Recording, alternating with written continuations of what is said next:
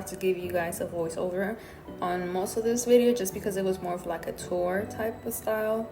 But here we are at Ruby Falls, going underground the cave.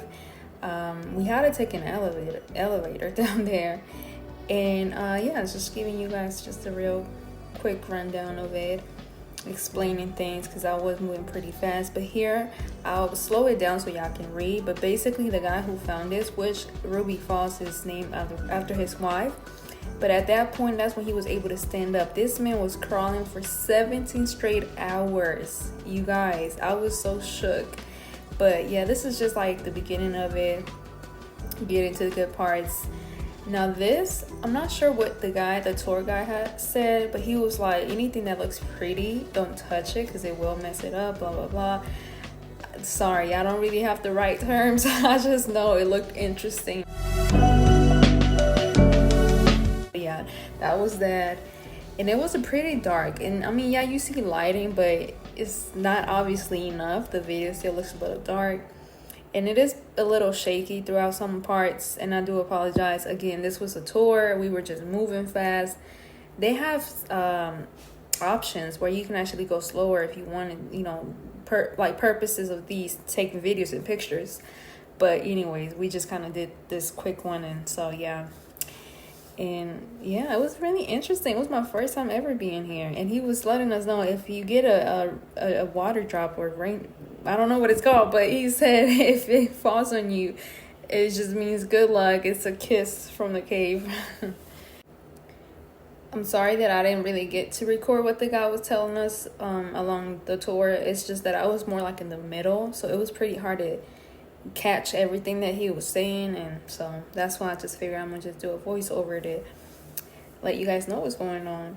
But I highly recommend y'all to go here and experience this for yourselves and see it and get to know the history behind it. But here we are at the best part.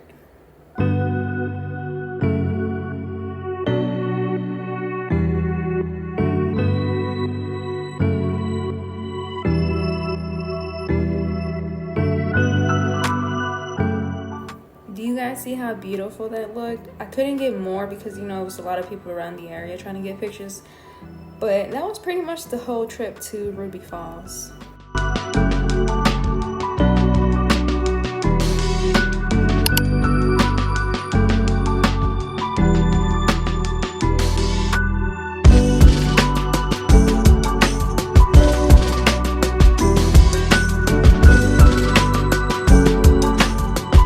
As you'll see, Rock City was more of nature, outside, outdoors, a lot of waterfalls, a lot of kind of cave looking things like that look like Ruby Falls, a little similar to it. But yeah, you'll see throughout the video, it's more of an outside nature thing.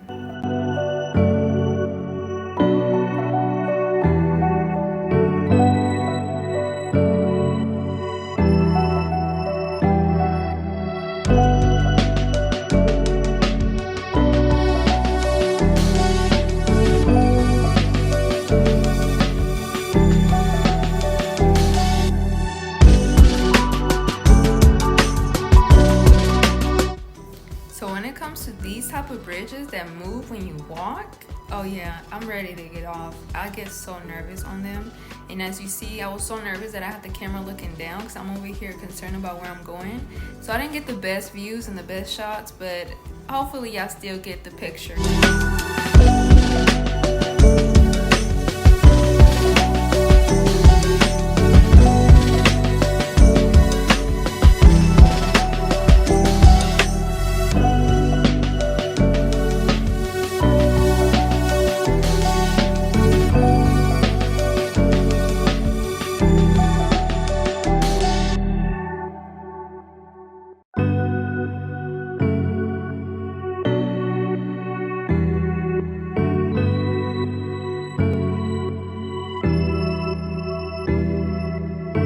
This here is called the Fat Man Squeeze, and as you see, you gotta walk to the side. You can't walk just straight unless you're a kid, but I wish I would have got a better shot, but this is the best that I could get. It was pretty fun.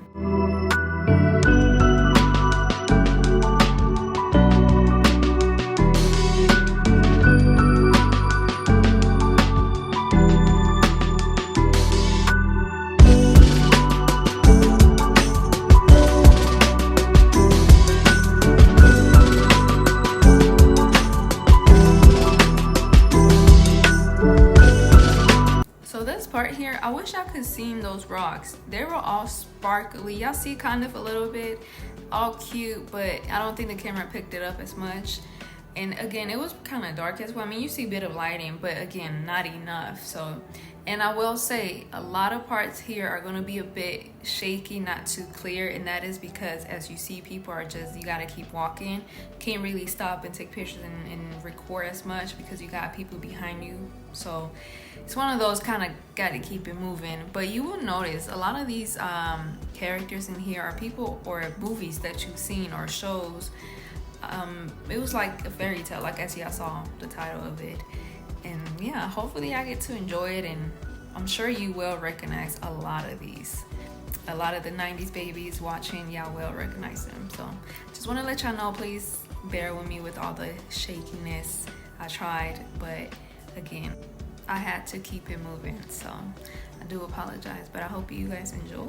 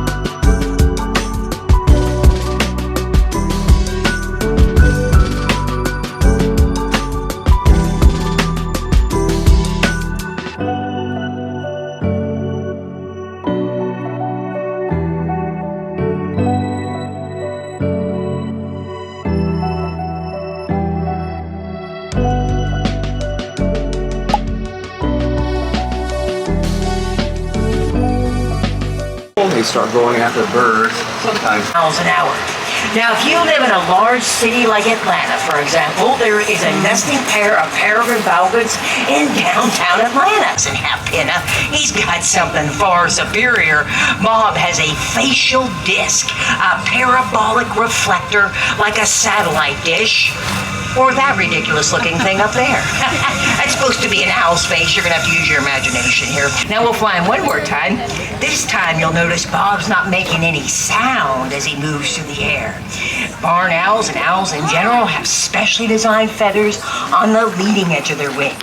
They look like the teeth of a comb. They cut through the air. That breaks up the air that moves over their wing, which creates silent flight. Beautiful flights by Bobby. Let's give him a big hand for flying. insects this time of year. Also consume small reptiles and amphibians. Small mammals are caught, consumed. They'll catch a bird On a jug, it kind of goes like this.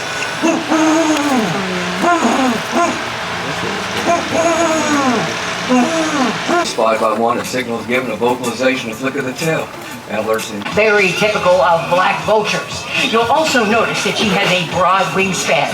Those long, broad wings are great for soaring and staying aloft for hours on end. Oftentimes you see to a fully grown bird in only 3 months. And once they reach their adult size, they're ready to make their first flight.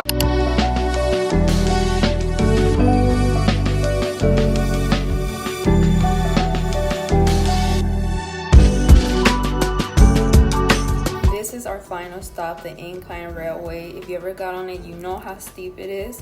So apparently this is the steepest in the entire world, okay? And you will feel it once you reach the very top. And as you see, we're at the top now, but going back down in the beginning of it, oh my gosh, I was nervous. I was shaking, my hands were sweating, and it happened on the first time too when we were going up. My hands were all sweaty, but it was an experience. It was fun. Make sure you check all these places out. 10 out of 10.